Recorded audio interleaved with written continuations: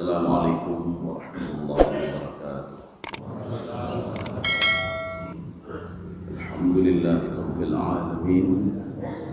Wassalatu wassalamu ala asyrafil anbiya'i wal mursalin wa ala alihi wa ashabihi ajma'in. Raditu billahi rabba wa bil islami dina wa bi Muhammadin nabiyya wa rasulah. Bishrah li sadri wa yassir li amri wahlul 'uqdatam min lisani yafqahu qawli. Allahumma ja'al jam'ana hadza jam'an marhuma wa tafarruqana min ba'dihi tafarruqan ma'suma. Kaum muslimin dan muslimat sidang jamaah subuh yang dirahmati Allah. Kita masih pada surah Al-Buruj. Jadi kalau kata Ibnu Abbas, Al-Buruj itu sebuah tempat ya, yang ditinggal di situ itu para malaikat, itu Al-Buruj. Ada yang mengatakan buruj itu adalah kumpulan bintang-bintang. Jadi dinamakan dengan Al-Buruj. Kita sekarang sudah sampai pada ayat ke-11 surah Al-Buruj. Jadi pada ayat sebelumnya kita sudah cerita tentang orang-orang yang tidak mau bertaubat kepada Allah. Jadi ada satu kelompok yang tidak mau bertaubat dan mereka itu jauh dari Allah Subhanahu wa taala. Makanya Al-Qur'an itu kita kadang-kadang tidak boleh membaca setengah-setengah. Jadi bagaimana tidak boleh membaca setengah-setengah? Al-Qur'an ketika sudah cerita tentang orang yang dilaknat oleh Allah, setelah itu diberikan solusi oleh Allah. Jadi bukan cerita azab saja, tidak. Makanya ketika cerita satu kelompok yang diberikan azab oleh Allah karena mereka tidak mau bertobat, nanti ada ayat lain setelah itu memberikan solusi kepada kita. Bagaimana orang yang beriman itu ketika diberikan surga oleh Allah Subhanahu wa taala. Makanya seimbang nih, Pak. Ketika cerita tentang neraka sekian kali, tentang surga juga sekian kali. Ketika Allah cerita tentang angin, angin itu di dalam bahasa Arab itu ada arihu, ada ariyahu. Ariyahu itu dalam bentuk mufrad, ariyahu dalam bentuk jamak. Tapi penyebutannya hampir sama dalam Al-Quran. Apa bedanya? Ketika disebutkan arihu di dalam Al-Quran, itu angin bala itu. Jadi angin untuk menghancurkan. Tapi ketika disebutkan ariyahu lawakiha dalam Al-Quran itu angin rahmat. Jadi yang mendatangkan keberkahan-keberkahan. Kaum muslimin sedang jemaah dirahmati Allah. Jadi begitu pula ini pada ayat ke-11 ini Allah Subhanahu wa taala ini merupakan ketika sudah cerita tentang azab, ini ayat 11 ini cerita tentang nikmat. A'udzu billahi minasyaitonir rajim. Bismillahirrahmanirrahim. Innal ladzina amanu wa amilus salihat. Jadi inna ini kalau di dalam bahasanya Imam Ibnu Ashur dalam tafsir beliau itu lil itsbat. Isbat itu apa? Untuk menguatkan. Di dalam Al-Qur'an, dalam kitab Al-Bayan fi 'addi ayatil Qur'an yang dikarang oleh Syekh Al-Andalusi, beliau mengatakan jumlah ayat Al-Qur'an itu 6236 ayat. Dari 6236 ayat, 1900 sekian ayat itu dimulai dengan inna. Maknanya apa?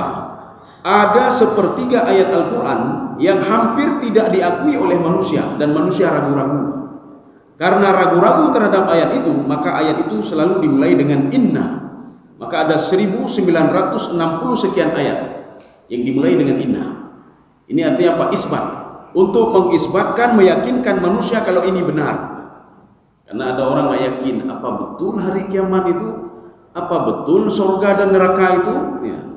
Maka diyakinkan oleh Allah Subhanahu wa taala, innal ladzina amanu. Sesungguhnya orang-orang yang beriman. Iman yang bagaimana?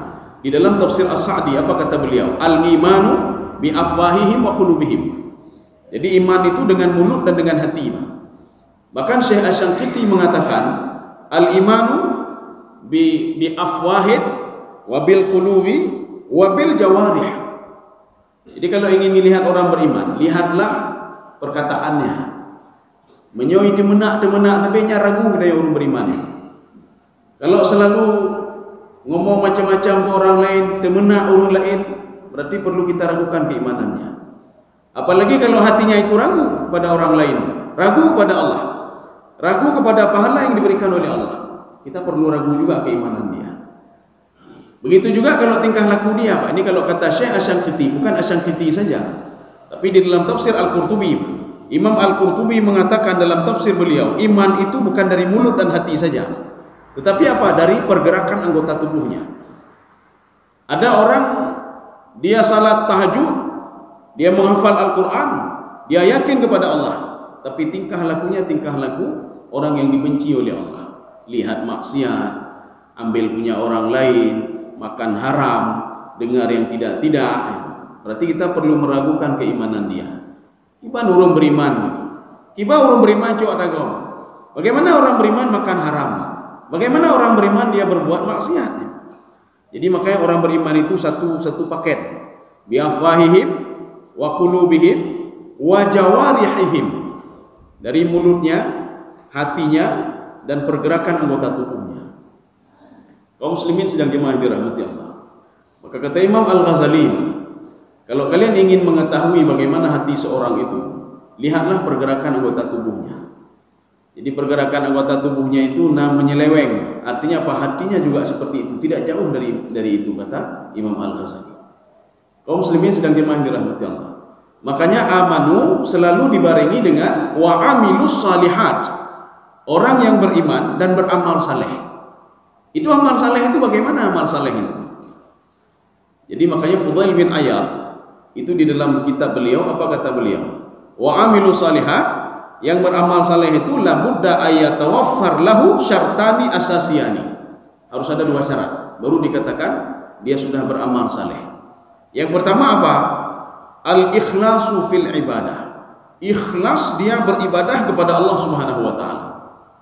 Kita sudah membicarakan masalah ikhlas. Ketika ada seorang sahabat mendatangi Rasulullah sallallahu alaihi wasallam. Dia bertanya kepada Rasulullah, "Ya Rasulullah, ma huwal ikhlas?" Ikhlas itu apa ya Rasulullah? Rasulullah menjawab, "Saya tidak tahu ikhlas itu apa." Kemudian apa kata Rasulullah? Ini dialog ini ada di dalam tafsir Shawib.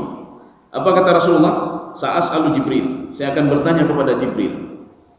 Setelah Rasulullah ketemu dengan Jibril, Rasulullah bertanya, "Ma huwa ikhlas ya Jibril?" Ikhlas itu apa ya Jibril? Jibril menjawab, "Saya tidak tahu juga. Akan saya tanya nanti kepada Allah Subhanahu wa taala." Ketika itu Jibril bertanya kepada Allah, "Ma huwa ikhlas ya Allah?" Dijawab oleh Allah, "Al-ikhlasu sirrun baini wa baina 'abdi." Ikhlas itu adalah rahasia antara aku dan hambaku. Kamu tidak tahu ikhlas itu. Kamu tidak tahu kalau hambaku ikhlas. Muhammad juga tidak tahu kalau hambaku itu ikhlas, kata Allah Subhanahu wa taala. Jadi makanya kalau kita beribadah itu yang tahu ikhlas itu cuma hati kita. Hati kita dan Allah Subhanahu wa taala. Termasuk dua malaikat ini tidak tahu kalau kita ikhlas beribadah. Dua malaikat ini yang tahunya apa? Kita habis salat tadi, salat subuh berjamaah, dua malaikat langsung merekam fi kitabim marqum. Dalam kitab digitalnya langsung direkam oleh dua malaikat, si fulan sudah salat berjamaah. Ini malaikat tidak tahu apakah kita ikhlas atau tidak ikhlas kepada Allah. Makanya ikhlas itu Syekh Dr. Yasir Burhami mengatakan ikhlas itu adalah ibadah hati. Ya, ibadah hati. Tidak ada yang bisa mendeteksi kecuali seorang itu dengan Allah Subhanahu wa taala. Makanya ikhlas itu tidak perlu kita ungkapkan. Saya ikhlas, saya bantu masjid ini, berarti hanya ikhlas ya. Ya, jadi kalau sudah disebutkan itu tidak ikhlas lagi dia. Saya selama ini cukup ikhlas sekali saya membantu ini, saya bantu ini, saya ikhlas sekali berdakwah, berarti tidak ikhlas dia. Kalau sudah disebutkan dia apa namanya? Karena apa? Ikhlas itu bukan ibadah zahiri, tapi ikhlas itu adalah ibadah batini. Ini yang syarat yang pertama. Ibadah kita apapun ibadah kita, Pak. Kalau tidak ikhlas karena Allah Subhanahu wa taala. Jadi ikhlas itu dikaitkan juga oleh Ibnu Qayyim Al-Jauzi, dikaitkan juga oleh Ibnu Taimiyah. Ikhlas itu kenikmatan dalam beribadah. Ya. Kalau sudah nikmat dalam ibadah, ikhlas itu sudah muncul itu. Ya, ini nikmat ibadah.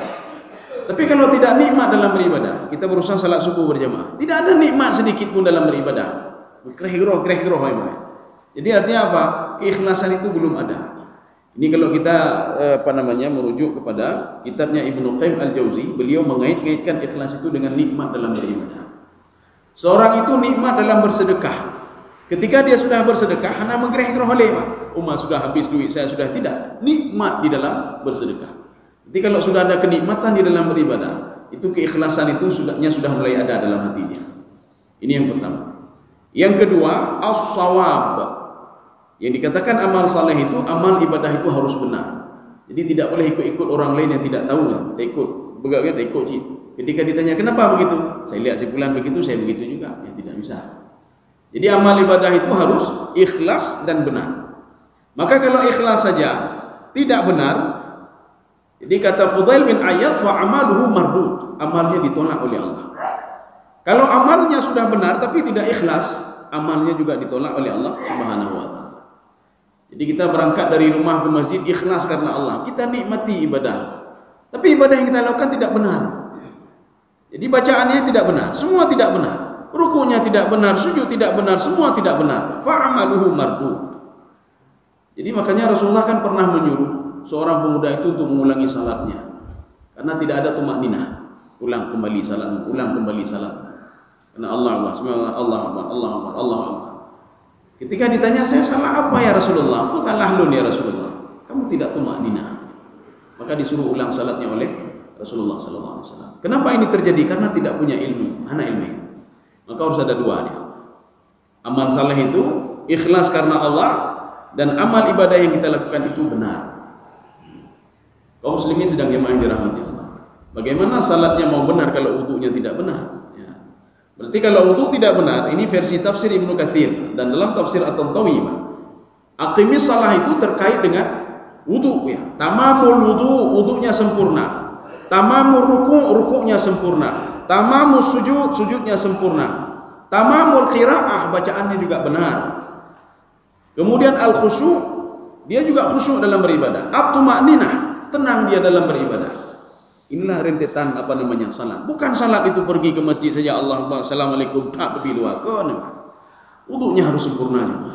Ruku'nya harus sempurna, sujudnya harus sempurna. Makanya dibutuhkan dua bab, kita belajar dan murno. Kaum muslimin sedang jemaah dirahmati Allah. Berarti orang yang ini, yang beriman dan beramal saleh, orang yang seperti ini, lahum jannatun tajri min tahtihal anhar.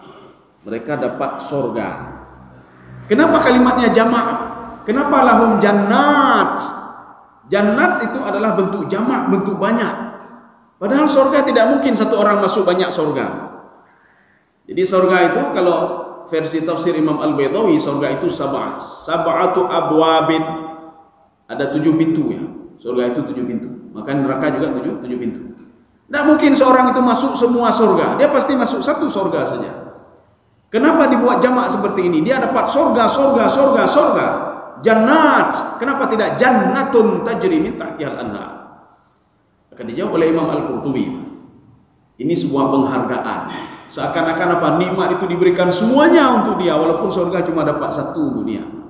Tidak mungkin dia masuk surga Firdaus, surga Jannatun Na'im, surga, tidak mungkin. Dia pasti satu surga saja. Tapi sebagai penghargaan kepada dia, maka dia itu seakan-akan kata Allah, saya berikan semua surga untuk dia. Lahum jannat. Uniknya ayat ini. Kenapa setiap kalimat itu ada tajri min tahtihal anhar? Jadi di bawahnya itu mengalir sungai. Ini kalimat ini, ayat ini ada 34 kali dalam Al-Quran. Tajri min tahtihal anhar. Maka diulang-ulang oleh Allah selama sebanyak 34 ayat yang ayatnya ada tajri min tahtihal anhar. Ada apa sebenarnya dengan ayat ini? Tajri itu bukan sifat air. Air itu bukan tajri, tetapi apa? Tasilu. Air itu mengalir. Tajri itu apa? Ya, sama seperti begini. Air itu sifatnya itu turun ke bawah, bukan naik ke atas. Tapi kalau sudah naik ke atas itu sudah aneh, Tapi tidak aneh kalau itu yang melakukan itu adalah Allah Subhanahu wa taala. Ketika pada masa Nabi Nuh alaihissalam, sumber air kan dua, dari tanah dan dari atas. Ketika Allah akan menghancurkan pembangkang Nabi Nuh alaihissalam, itu dimunculkan air dari bawah dan dari atas. Faltaqal ma'u, air bawah itu ketemu dengan air atas. Artinya apa? Sudah kamu jepit, dari atas itu menurunkan hujan, turun hujan. Dari bawah itu apa? Terus mengeluarkan air. Airnya pun aneh, Pak. Dari bawah itu naik terus ke atas. Sehingga Nabi Nuh alaihissalam mengatakan kepada anaknya, ketika anaknya mengatakan sa'awi ilal jabali ya'simuni minal maut, saya akan naik gunung. Apa kata Nabi Nuh alaihissalam? La asima liyawma min amrillah. Bahkan ada dalam satu riwayat di dalam tafsir Al-Baydawi, ada seorang ibu, dia itu naik ke atas bukit, dia naikkan anaknya ke pundaknya. Ketika itu Nabi Nuh mengatakan, kamu mau kemana? Saya mau menyelamatkan diri saya dan anak saya dari air ini. Nggak ada tidak ada pertolongan kecuali pertolongan Allah. Kamu naik saja ke kapal saya. Dia tidak percaya juga. Akhirnya apa? Ketika itu air terus naik. Akhirnya diambil anaknya, diletakkan di kepalanya. Akhirnya dia dan anaknya itu tenggelam. Kaum muslimin sedang jamaah dirahmati Allah. Ini artinya apa? Itu kan tidak mungkin. Air itu naik ke atas tidak mungkin. Kebiasaan air itu turun ke bawah. Ini begitu juga. Kebiasaan air itu bukan tajri dia, Pak. Tajri itu berlari. Tetapi air itu tasilu, mengalir. Ini maknanya apa ini? Maka di dalam tafsir Ibnu Ashur, dalam tafsir Imam Zamakhsyari, beliau menyikapi makna fi'il mudhari' di sini maknanya apa? Air sungai itu saking kencangnya dia berlari, dia berubah-ubah warnanya. Ya, ini namanya makna majazi. Air dalam sorga itu bisa berubah-ubah dalam hitungan detik. Kita lihat sekarang airnya sudah warna begini, kita lihat sudah warna begini, kita lihat sudah warna begini, langsung berubah-ubah dalam hitungan detik. Memang tidak masuk akal. Sebagaimana tidak masuk akal air itu bisa naik terus ke atas, naik ke atas gunung, naik terus ke atas. Sebagaimana Allah Subhanahu wa taala mengirim tsunami kepada kaum Sabak di Yaman. Yaman kalau kita lihat geografisnya Yaman itu sangat strategis sekali. Yaman itu kan di antara laut Laut Merah, di sampingnya itu Laut Arabic Sea. Secara logika saja, secara geografisnya tidak mungkin air itu bisa naik ke atas laut itu. Kenapa? Karena masyarakat Yaman tinggal di dalam tengah-tengah lembah-lembah itu, Pak. Tidak mungkin naik. Tetapi Allah mengatakan fa arsalna alaihim sailal arim. Saya kirimkan kepada mereka air laut bisa naik ke atas bukit, kemudian turun ke bawah, dihancurkan semuanya. Air laut itu kembali lagi ke lautnya, Arabic Sea. Kaum muslimin sedang jemaah dirahmati Allah. Apa yang tidak mungkin? Makanya nanti kita lihat di sini nanti, bertaubatlah kalian kepada Allah. Azab Allah itu bukan kencilek-cilek. Maka kesempatan bertobat terus dibuka oleh Allah. Bertobatlah. Menyuhanai taubat daripada merusak orang lain, maka dimusnahkan semuanya oleh Allah Subhanahu wa taala. Itu bukan berarti Allah benci kepada kita, tidak. Supaya tidak menjadi penyakit bagi orang lain.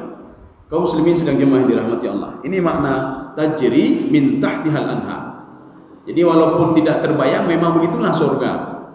Jadi artinya surga itu memang tidak terbayang. Mala ainun ra'at, wala udhunun sami'at, wala khatara ala qalbil bashar. Surga itu belum ada yang pernah melihatnya. Tidak bisa digambarkan. Oh surga begini-begini, tidak bisa. Oh surga itu tidak ada yang pernah mendengarnya. Surga itu belum pernah ada yang terbayang oleh hati kita. Maka kalau ada yang mengatakan menurut saya surga begini, berarti bukan surga itu. Oh surga lagi-lagi, oh berarti kon, karena sudah terbayang. Ini cuma diberikan gambaran saja oleh Allah Subhanahu wa taala. Maka untuk lebih mudah memahaminya, tajri min tahtihal anhar, di bawah surga itu mengalir air. Jadi makna mengalir ini apa? Ini makna majazi, artinya air itu air di dalam surga dalam hitungan detik berubah-ubah. Jadi ini sudah warna begini, sudah warna begini, sudah lain lagi, sudah lain lagi. Sebagaimana Rasulullah SAW pernah melihat telaga Al-Kautsar. Telaga Al-Kautsar itu yang disebutkan di dalam Al-Quran, Inna a'tayna kal kautsar fasalli li rabbika wanhar. Ibnu Abbas di dalam tafsir beliau, ya itulah uniknya tafsir Ibnu Abbas. Ibnu Abbas tafsirnya tidak begitu tebal, segini tebalnya tafsir Ibnu Abbas. Tetapi itu ayat-ayat pilihan. Jadi tidak semua surah Al-Baqarah ditafsirkan oleh Ibnu Abbas, hanya ayat-ayat pilihan-pilihan saja, termasuk di dalam surah Al-Kautsar. Yang ditafsirkan oleh Ibnu Abbas, apa kata Ibnu Abbas? Ahuwa qablal hisab am ba'dal hisab? Kata Ibnu Abbas, apakah telaga Al-Kautsar itu diberikan kepada orang-orang mukmin setelah dihisab oleh Allah? Setelah dihisab, kamu ini amal ibadah kamu diterima, ini diterima, kemudian diberikan telaga Al-Kautsar, atau sebelum dihisab ketika dibangkitkan, bu'thira ma fil qubur, dibangkitkan di kubur, kemudian diberikan telaga Al-Kautsar sebagai tempat untuk menunggu bagaimana dihisab oleh Allah. Dijawab oleh Ibnu Abbas, Pendapat ini bukan Ibnu Abbas saja, ada beberapa penafsir lain yang setuju dengan Ibnu Abbas. Ibnu Abbas mengatakan, Kausar itu sebuah telaga yang diberikan oleh Allah qablal hisab, sebelum seorang itu dihisab oleh Allah Subhanahu wa taala. Makanya ketika dibangkitkan di padang mahsyar, ketika mau dihisab oleh Allah, maka ada sahabat bertanya, ya Rasulullah, khamsina, ada di ayat itu, khamsina alfasanah. Itu ditafsirkan sebagian penafsir itu 50.000 tahun itu, ketika seorang menunggu juga 50.000 tahun lamanya di padang mahsyar.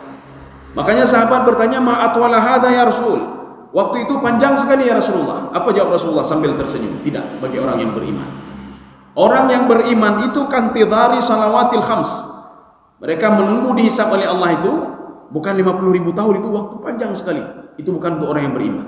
Orang yang beriman itu seperti menunggu waktu salat 5 waktu. Kita selesai salat subuh, kita duduk menunggu waktu zuhur, sudah masuk zuhur. Dari zuhur kita menunggu asar, sudah masuk waktu asar. Begitulah orang mukmin menunggu, dia itu dihisab oleh Allah Subhanahu wa taala.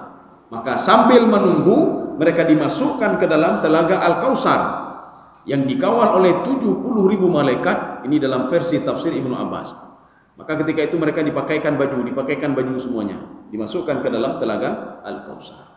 Kaum muslimin sedang jamaah yang dirahmati Allah. Dzalikal fawzul kabir. Ya. Fawzul itu kemenangan. Kalau kita ini habis bulan Ramadan, la'allakum tattaqun. Ada yang mengatakan tattaqun itu fitrah, ada yang mengatakan ridha, ada yang mengatakan tidak berbuat maksiat lagi. Walaupun nanti silap kedih naruh dapat bucin maksiatnya. Jadi makanya ada yang mengatakan juga apa? Kemenangan. Sudah bulan Ramadan, kemenangan. Tetapi kemenangan yang paling besar itu ketika seorang dimasukkan ke dalam surga. Makanya kita baik bengeh-bengeh, jangan marah-marah. Ketika di dunia diberikan nikmat sedikit oleh Allah, baik bengeh-bengeh, itu nikmat selanjutnya disimpan oleh Allah. Bukan Allah zalim, tidak. Itu bagian urung Allah nak tayang gelung kejo nikmat, bacut hal kejo nikmat. Tsumma tuwaffawna ujurakum yaumal qiyamah. Itu pahala kalian, kata Allah. Akan saya berikan lagi, saya sempurnakan lagi, kata Allah. Itu makna tsumma.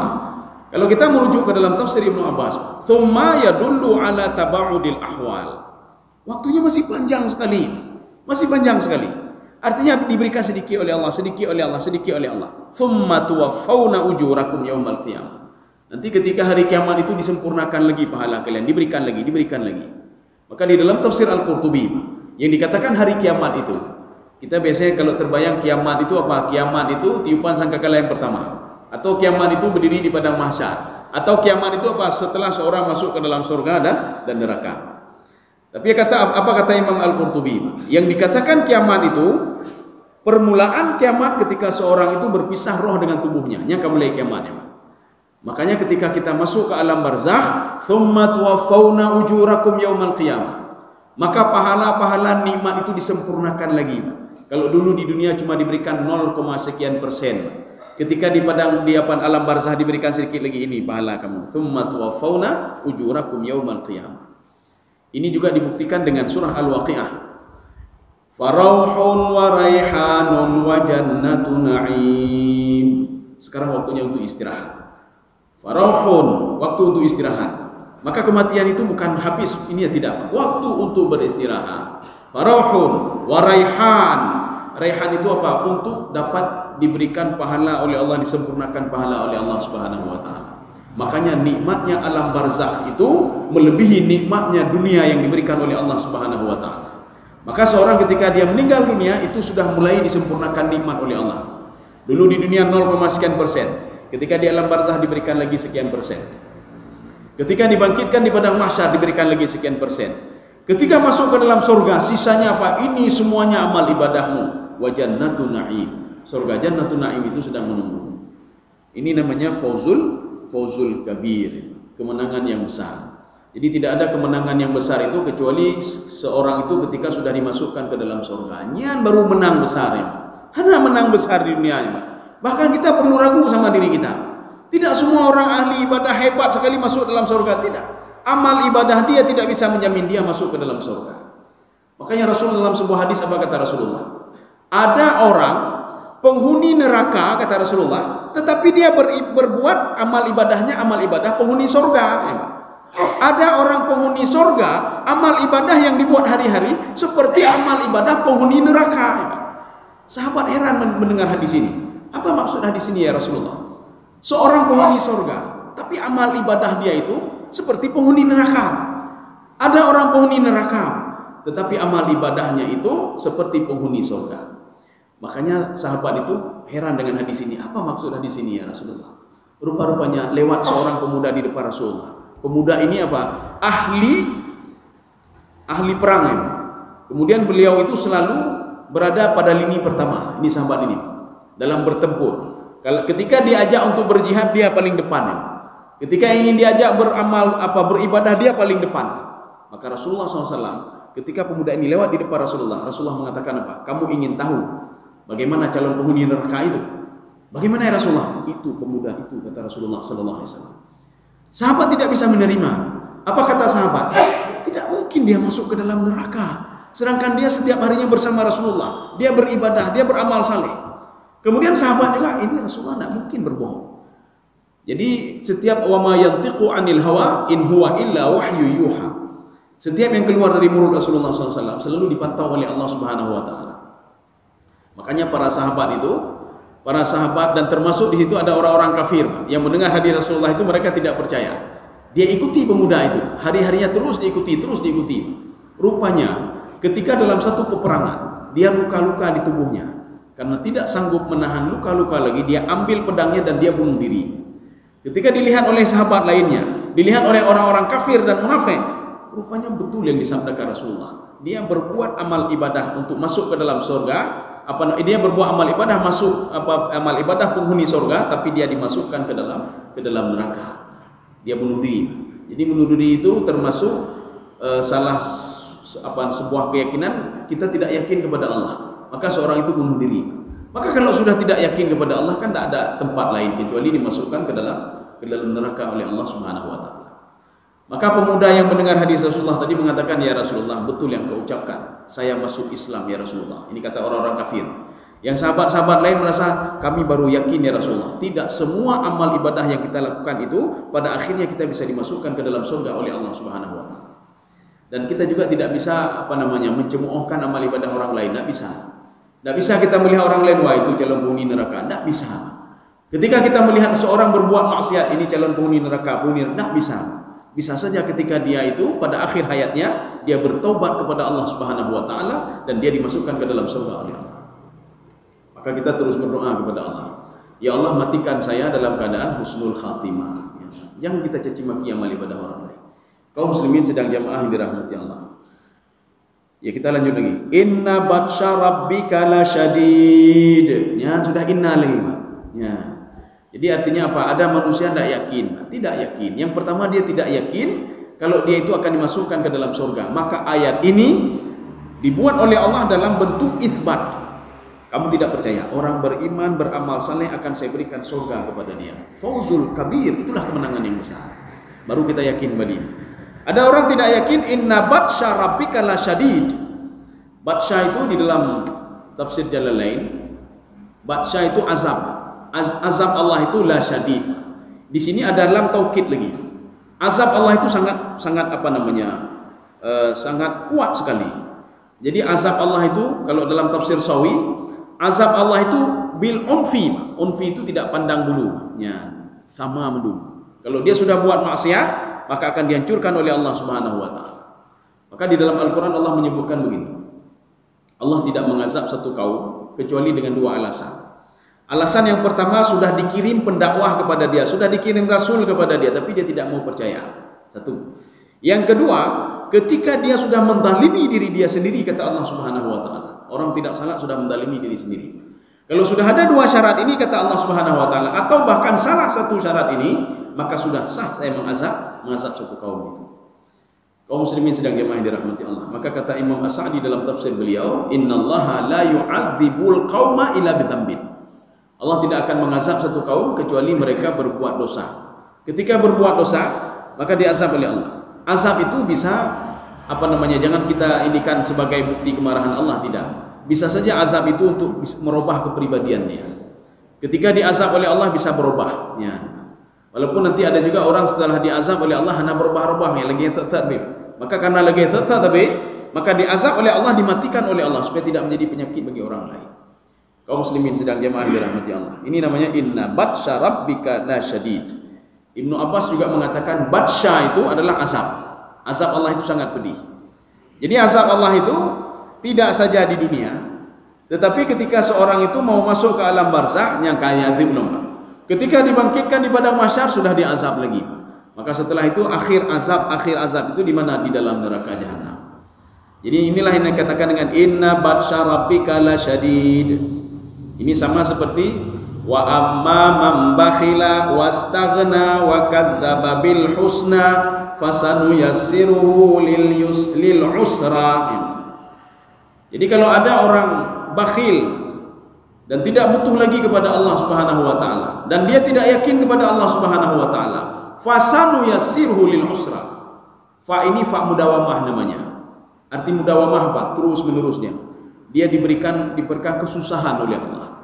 Di dunia susah. Ini orang bakhil, makanya susah orang bakhil. Hanya orang bakhil yang senang hatinya, tidak ada. Orang yang bakhil itu selalu susah nih, Pak. Tidak pernah tenang jiwanya. Kenapa? Allah sudah berjanji, Pak. Wa amma man bakhila, orang bakhil itu fasanuyassirhu lil usra. Itu fa mudawamah.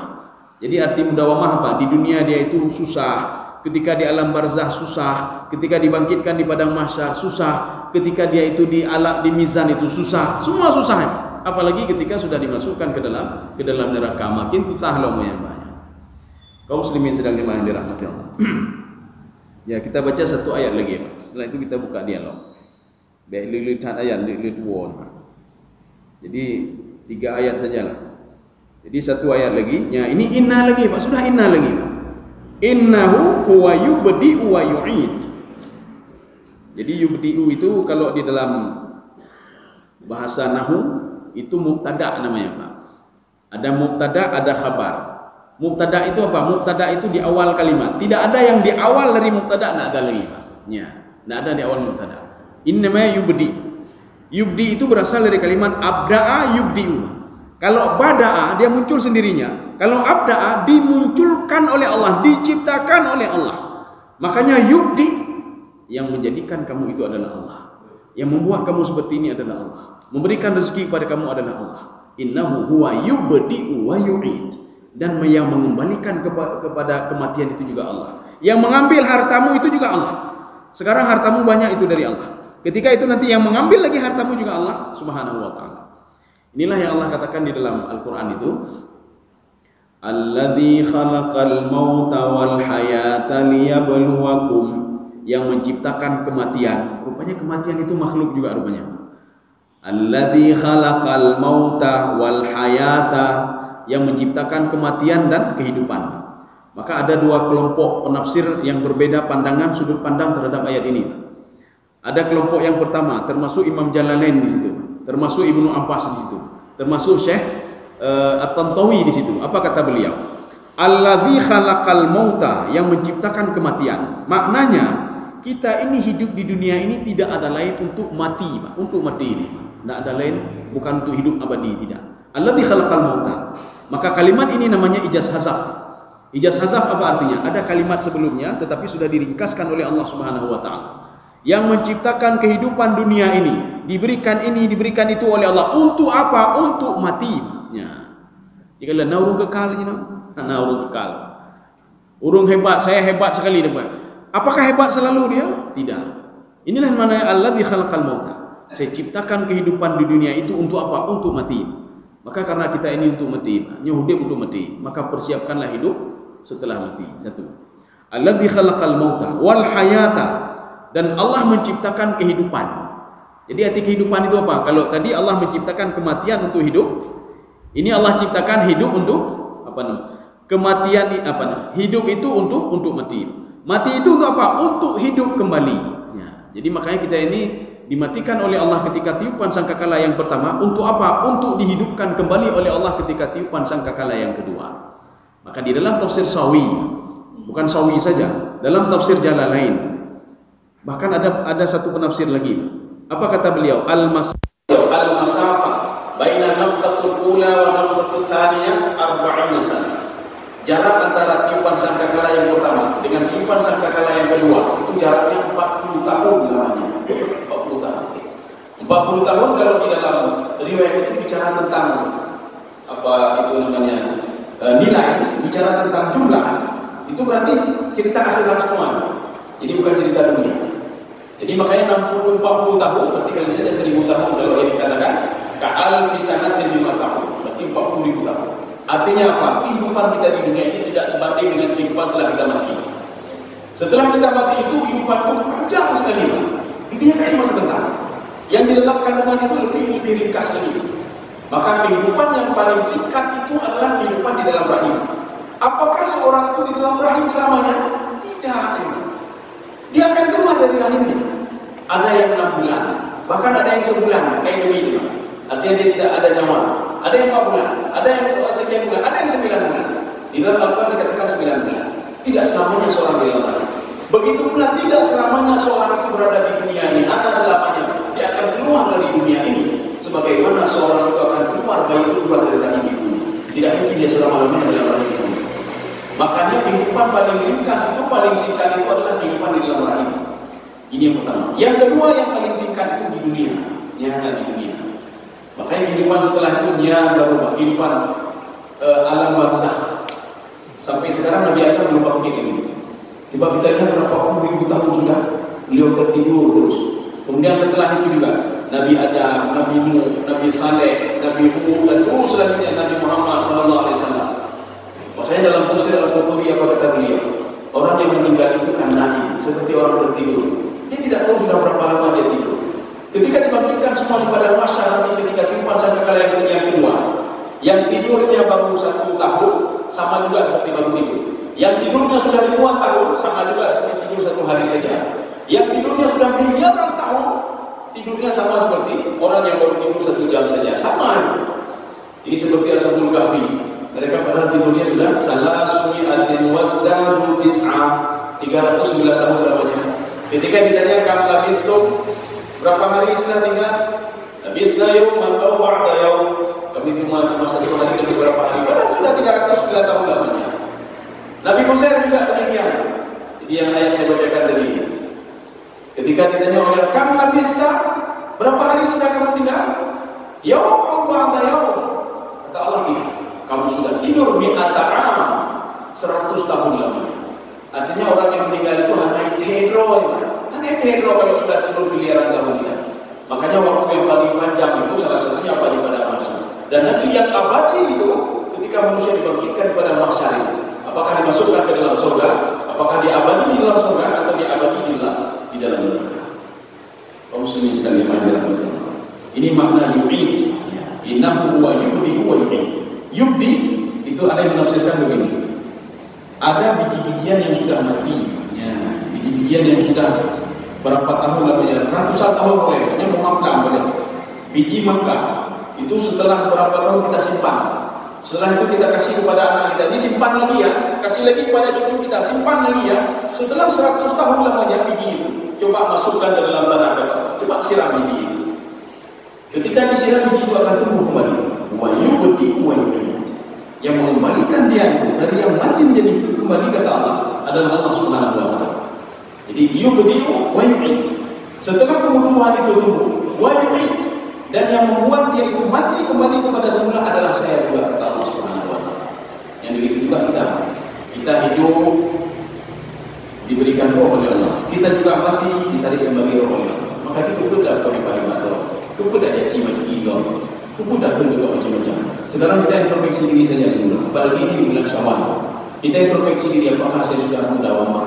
Makanya makna lakum tatakun itu saya lebih condong kepada tafsir Ibnu Abbas. Apa kata Ibnu Abbas? Tatakun itu artinya menikmati ibadah. Tatakun itu ibadah. Setelah Ramadan ini kita dididik oleh Allah untuk menikmati semua ibadah yang kita lakukan. Kita salat nikmat ibadah salat. Kita berinfak nikmat infak. Kita ngomong-ngomong nikmat, ngomong-ngomong ini hendak juga. Kita berbuat ini nikmat, semua nikmat dilakukan. Inilah la'allakum tattaqun, la'allakum tattaqun. Kita ridha melakukan segala perbuatan yang diwajibkan oleh Allah Subhanahu wa taala. Mungkin ada yang ingin ditanyakan, kami persilakan. Insyaallah kalau ada yang kita lanjut lagi. mu'minin wa huwal ghafurul wadud. Ya, ada pertanyaan.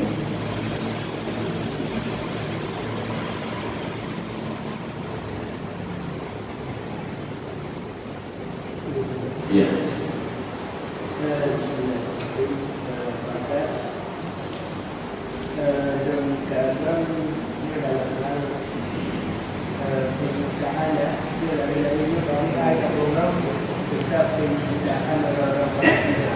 Iya.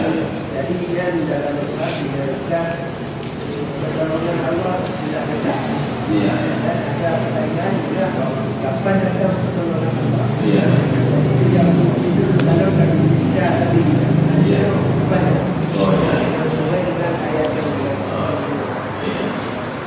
Jadi makanya kita tidak usah jadi jauh-jauh dulu. Yang ayat yang barusan kita baca ini di atas itu kan cerita tentang ashabul ukhdud, orang yang beriman kepada Allah Subhanahu wa taala. Ketika digali parit oleh raja itu, mereka akan dibakar semua. Ketika itu apakah Allah tidak menolong mereka? Ya. Seperti istri Fir'aun, Asia, yang ketika dia itu yakin kepada Allah Subhanahu wa taala, dia diasah oleh Fir'aun. Dia ambil batu besar, diletakkan di dadanya. Dia diletakkan di padang pasir, diletakkan di dadanya. Makanya istri Fir'aun itu dia berdoa kepada Allah, Rabbi ibnili indaka baitan fil jannah wa najjini min fir'auna wa 'amali. Dia berdoa kepada Allah. Apakah Allah tidak menolong asli waktu itu? Maka di sini muncul beberapa tafsiran. Dalam tafsir Sa'di, itu sebelum batu itu mengenai jasad tubuh manusia, itu malaikat Jibril sudah menunggu itu. Para malaikat termasuk Jibril dan malaikat Israel sudah menunggu itu untuk mencabut nyawanya Asia. Jadi makanya Asia itu tidak merasai azab yang diberikan kepada dia tadi. Termasuk cerita ashabul ukhdud di ayat berapa yang sudah kita pelajari ini. Sebelum seorang itu melompat, memang ada 77 orang. Ada yang mengatakan 70 orang yang akan dibakar oleh raja waktu itu. Jadi di tengah-tengah itu sudah dibakar api. Jadi masing-masing lompat, disuruh lompat. Berarti kalau tidak mau di situ disuruh pilihan. Kalau tidak mau lompat, berarti kamu sudah yakin kembali kepada agama dulu. Tapi kalau lompat, berarti kamu mau menerima azab kata raja tadi. Akhirnya seorang ibu itu ketika dia menggendong bayinya bisa ngomong. Ya, kata bayinya, la takhafi, jangan takut wahai ibu. Janji Allah itu lebih besar lagi. Jangan pernah takut pada api ini. Akhirnya ibunya tersenyum. Di dalam riwayat itu disebutkan, ibu dan bayi ini dicabut nyawanya sebelum dia kena api tadi. Kita jangan salah, makanya kita setiap ini kita harus husnuzan terlebih. Oh Allah begini, oh sebab begini. Oh Allah begini sebab begini. Husnuzan terlebih. Makanya ada yang bertanya kepada saya begini, kenapa Yahudi itu tidak dihancurkan saja oleh Allah? Yahudi kan yang kelompok. Kenapa tidak seperti Fir'aun dibalik Ka'bah itu? Ya. Kalau seandainya dibalik semuanya, ya, ini sama seperti pertanyaan ini. Kenapa Abu Lahab itu? Abu Jahal, Abu Lahab. Kenapa tidak dihancurkan saja oleh Allah Subhanahu wa taala? Kalau tidak ada Abu Lahab, maka tidak ada pertolongan Rasulullah. Ya, kalau tidak ada Abu Jahal, tidak ada orang yang menolong Rasulullah dan mereka tidak akan pergi hijrah. Maka adanya Abu Lahab dan Abu Jahal. Jadi makanya kalau tidak ada mungkin orang-orang Yahudi, orang Palestina itu tidak akan tekun untuk menghafal Al-Quran. Ya. Tidak ada tantangan lagi. Jadi makanya kalau tidak ada mereka, tidak ada lagi jihad. Jihad ada lewat. Ini jihad Allah. Tapi ada doa. Hanya apa ya? Jadi makanya sekarang hafal Quran itu nikmat bagi mereka. Kenapa nikmat? Sedang menghafal Quran, berdoa. Mereka makin tekun menghafal Quran. Maka dalam ini ada teman-teman saya di sana, apa kata dia? Ada beberapa bulan itu anak-anak itu sudah bisa menghafalkan 30 juz. Kenapa bisa menghafal 30 juz? Tinggal diuji orang tuanya sudah dibunuh. Ya. Ketika menghafal Quran, tantangan juga luar biasa. Maka hafalannya makin melekat di kepala dia. Ya. Artinya kita melihat apa namanya? Hikmahnya. Itu berbeda hikmah. Allah ajar betul Allahnya Palestina. Jadi artinya ini membuka kesempatan untuk orang Palestina. Ya. Mereka itu menghafal Quran kan luar biasa. Di Gaza itu menghafal Quran. Makin dibunuh menghafalkan makin muncul lagi. Makin mereka dirong-rong makin muncul lagi.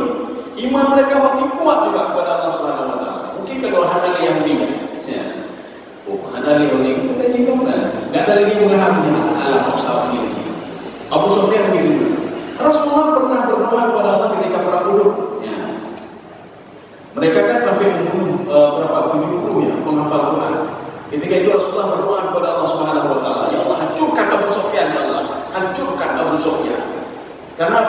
Sofyan sudah ngomong begini, ya Muhammad. Waktu itu Nabi Muhammad bersembunyi di gua,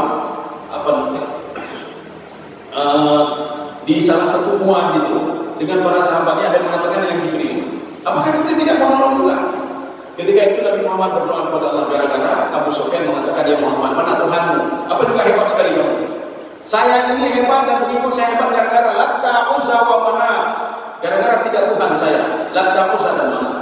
Karena Muhammad berdoa kepada Allah, ya Allah hancurkan Abu Sufyan. Dijawab oleh Allah Subhanahu wa taala, "Laisa laka minal amri syai'un aw yatuba 'alaihim aw yu'adzibahum fa innahum zalimun."